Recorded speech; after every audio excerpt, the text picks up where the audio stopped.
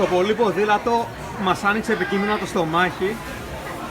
Πριν έρθουμε εδώ πέρα, κάναμε μια προθέρμανση στο Family Mart και φάγαμε μερικά Kit Kat, αποξηραμένο μάγκο, νερά, grape juice και μπανάνα. Και τώρα έχουμε έρθει εδώ.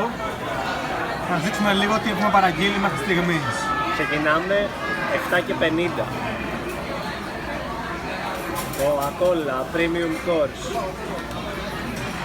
Μπριτζόλες, ρύζια, και άλλα ρύζια, μπιμπιμπά, κοτόπουλα, πατάτες, τηγανιτό λουκάνικα, κοτόπουλο, σαλάτες, μια σαλάτα του Caesar για το ξεκάρφωμα. και δεύτερο ημίχρονο εδώ.